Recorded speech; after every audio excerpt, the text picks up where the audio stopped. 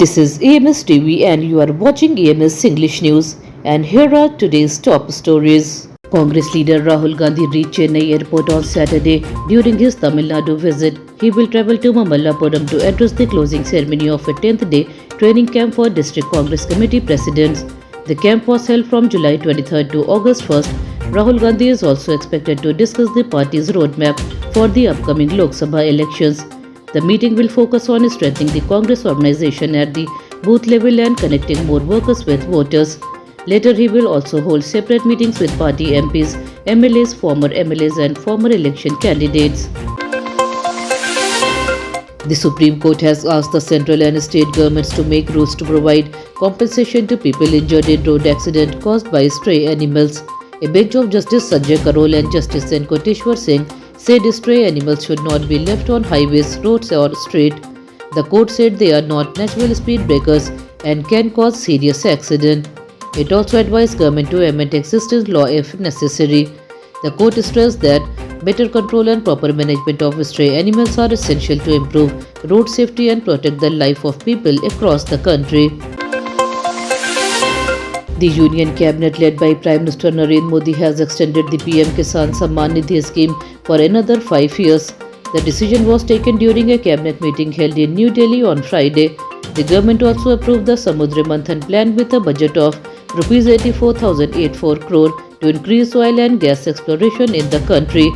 Union Minister Ashwini Vaishnav said the project will help meet India's growing energy needs and reduce dependence on imports. The cabinet also discussed important schemes including Surya Sarovar and Khelo India to support development in different sectors. The Trinamool Congress has challenged the Enforcement Directorate order to freeze 3 of its bank accounts in the Supreme Court. The case will be heard on August 3rd by a bench of 2 judges. The ED claims that Rs 133.84 crore was transferred from one TMC bank account to a private company. The agency says the case is linked to money laundering and is under investigation. Earlier, TMC approached the Calcutta High Court for temporary relief. However, the High Court refused to stop the ED's action. The Supreme Court will now hear the matter. The Aam Aadmi Party will hold a national town hall today to discuss concern over E20 fuel. Party leader Arvind Kejriwal said many people are facing problems after using E20 fuel. He claimed that vehicles are getting damaged and fuel mileage has dropped. Kejriwal urged the central government to review the policy and withdraw E20 fuel until the issue is resolved. The party said expert vehicle owners and people affected by the fuel will join the discussion. Aam Aadmi Party aims to collect public views and expert opinions before raising the issue further with the government. Prime Minister Narendra Modi reached Amravati in Andhra Pradesh on Saturday. He visited the new Bhogapuram airport and inspected its modern facilities. The airport terminal is inspired by the traditional Chotillu cottage design. After arriving, the Prime Minister held a roadshow and greeted people. He will inaugurate the airport terminal built at the cost of about Rs 5,000 crore. The airport is expected to improve air travel and boost tourism, trade and business in the region. Later in the day, PM Modi will visit Mysuru in Karnataka to inaugurate the Swami Vivekanand Cultural Youth Center at the Ramakrishna Ashram. The United States and Israel may carry out military attack on Iran later this week. According to CBS News, power station and oil refineries could be the main targets. The reported military plan was discussed during a cabinet meeting at Camp David led by President Donald Trump. Trump said he no longer trusts Iran. He claimed that Iran talks about peace but does not keep its promises. An Iranian official warned that if the United States attack, Iran will give a strong reply.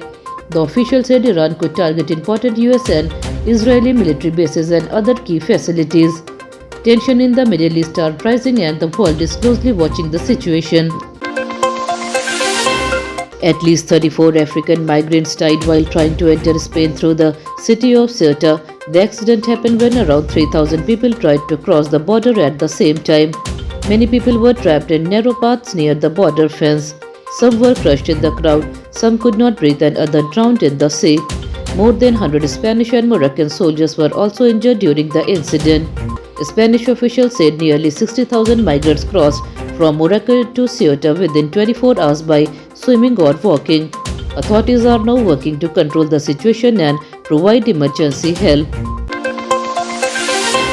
India had a great day at the Commonwealth Games, winning 6 medals on Friday. In judo, Smita De created history by winning India's first ever gold medal in the sport. Just 15 minutes later, Harsh Singh added another gold medal. Yamini Maurya also won a silver medal, giving India 3 medals in judo. In men's javelin throw, Olympic champion Neeraj Chopra won the silver medal with a throw of 85.83 meters. Yashveer Singh claimed bronze with a personal best of 85.41 meters. Sri Lanka's Rumesh Pathiraje won the gold medal with 89.75 meters. Heavy rain has caused flood-like conditions in Gujarat. Surat received 24 inches of rain in just 24 hours.